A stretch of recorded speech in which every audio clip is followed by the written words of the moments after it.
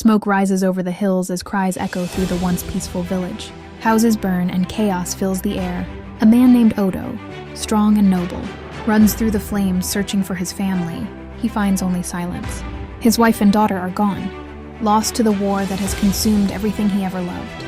With tears streaming down his face, he looks back one last time before walking away from the ruins of his home.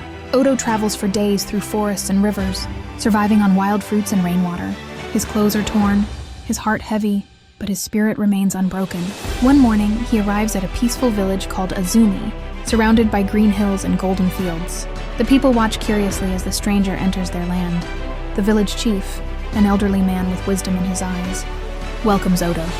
After hearing his story, the chief grants him a piece of fertile land and a small area to build a hut. "You have suffered much," the chief says. "Here you may begin again." Odo bows deeply, gratitude shining in his eyes. Days turn into weeks. Odo builds his hut with his own hands and begins to cultivate the land. His strength and skill amaze everyone. His face, carved like a sculpture, glows under the sun.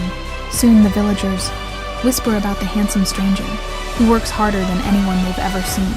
Women from all corners of Azumi bring him gifts, baskets of fruit, handmade clothes, and even jewelry. Some offer their hearts, others their hands in marriage. One woman says, "You need no bride price.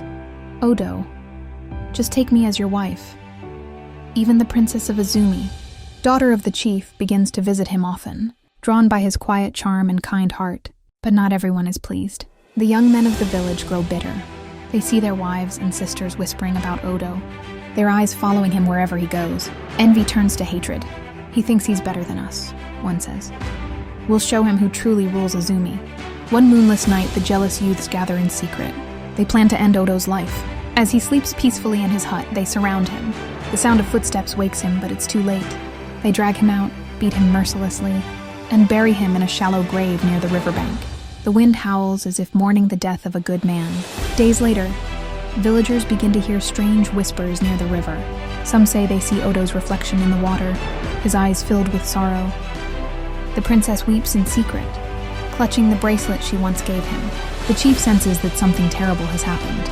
Odo's story spreads through Azumi. Some say his spirit protects the innocent. Others say his soul waits for justice. The once jealous men live in fear, haunted by guilt and nightmares. The village will never be the same again. Will Odo's spirit find peace? Or will he rise again to seek justice for his death? Subscribe to the channel and stay tuned for part 2 of The Handsome Stranger of Azumi Village.